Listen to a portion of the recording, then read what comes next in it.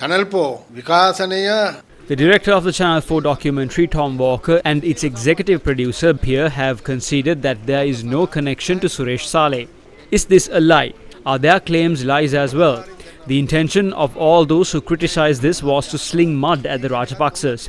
We are alive today because of the Rajapaksas. I wish to make a personal request from our leaders, make a compensation claim. They are called various names including thief and miner. There has to be a limit. Those claims should be truthful too. Other parties are attempting to come into power by publicizing fake news and vilifying others.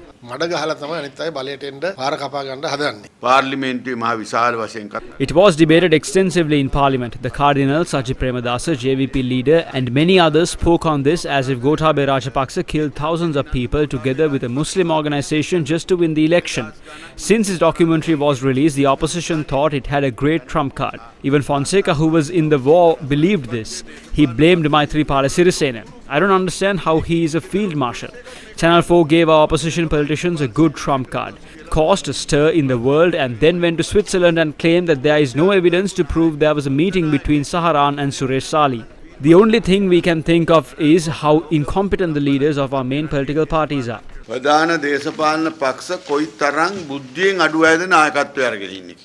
Two SLPP MPs based their claims today on a statement made in Geneva, Switzerland 2 days ago.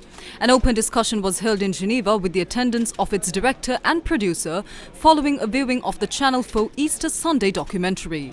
What were the contents of this discussion? During the discussion, the duo replied to a query posed by a journalist and social activist Sunanda Deshapriya. I would like to raise two questions of criticisms that has been leveled against the film, and like to see know your opinion. One is that some people say that actually I have seen Riley Commissioner's evidence, sister secret evidence, and evidence at the Easter Sunday Attack Commission. And long evidence, this is not a public document. In that document, he asked them to send the media out. He said, I have to say something, I don't want media to be here. And then he says about Suresh Saleh, question of Suresh Saleh. And he says, I know Saleh very well because he is the one who organized Muslim groups, paramilitary groups to fight the Tigers in the 80s. And he says, Shikam Singh says, he was in power at that time. And he says, and we funded them. And based on this, they say Saleh already knew them. Then why do you, Maulana, what is the necessary for Maulana to make a contact with, make a connection between Saharan and Saleh? That's one question. What do you look at? I think that has a little, because I have read that, I have seen that document, Ryan Kumsinger's evidence.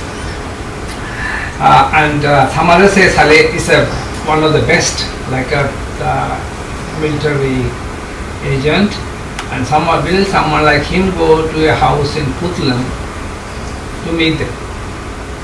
These are some questions some of them have raised. That's one.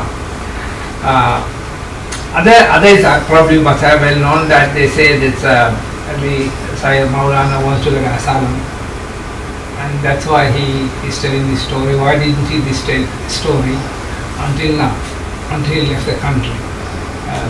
Now Nishanta, we know Nishanta, the case, Nishanta has been very vocal, Nishanta has been doing all the investigations, so you know why Nishanta has to leave.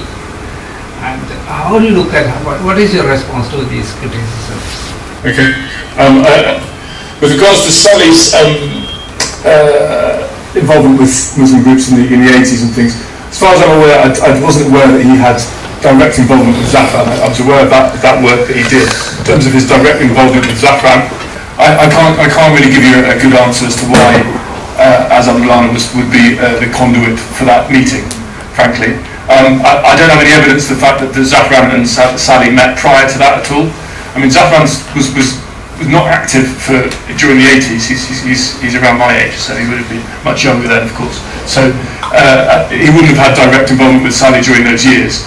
NTJ, from what I understand, again, I will defer to people who know Sri Lanka much better than me, like yourself, but from what I understand is the NTJ we only became much more active later on in the early 2010s. So I don't think Sally would have necessarily had that involvement there. Sorry, you made the second point about Mulana. In terms of the point on Mulana giving his story, there's no way he could have given his story from within Sri Lanka. I think, as we've shown in the film, it's not a place where you could safely say, come forward with that kind of evidence and be protected in any way, shape or form. I don't think. So whether or not he said he gave it in order to get asylum, I mean, given how his life is. So while he was in Sri Lanka, he worked at Pillay. He had a pretty good life. He had it was paid very well. He had government protection. He worked for a government. Now he's somewhere safe, thankfully, but he doesn't have anything like the kind of experience he had in Sri Lanka. So I don't think this has been a kind of an experience that he would have chosen to do. But I think it's something he felt he had to do because of the information that he knew. Actually, I agree with you the point that Saran could have been active at that time. You know, that this is a criticism I have heard, that's why I raised it here. Sure. But for your information, there's a website called Colombo Gazette, probably in Colombo. He's editor now in Australia, he's gone to Australia. He's a brother. He, after the film, he said, tweeted saying that Maulana told me the story in Sri Lanka, but I did not report it because I could not verify it. So just for your information, so that's one evidence that he has, before he's telling it in the UN, he has told him that story. Yes, he said that I'm aware he didn't of that. want to publish it. Yeah. He said that. It was in his tweet. Sure. I would just add that Suresh Sadi was out of the country at the time. The Rajapaksas were being investigated. I think he was as well.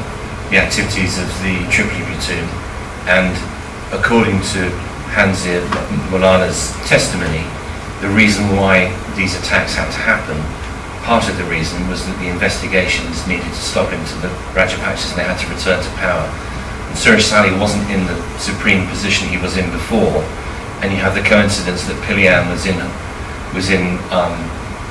prison with some of the group, and so that's where perhaps the idea was hatched, if that makes sense. I mean, I don't know the whole plot, but these are the questions. And as for Mulana, why, there are allegations he made this story up. He would have been, hundreds of people, if not thousands, have disappeared in Sri Lanka for telling stories like this. He left Sri Lanka because he was frightened for his life. I don't know why he would make up this story having left Sri Lanka, or tell this story, because Sri Lankan people in exile have also been murdered, who've been in opposition to the government, and he's still frightened for his life. And there's no reason for him to make up a story now that he's safe, or to get asylum. I mean, he has reason enough to.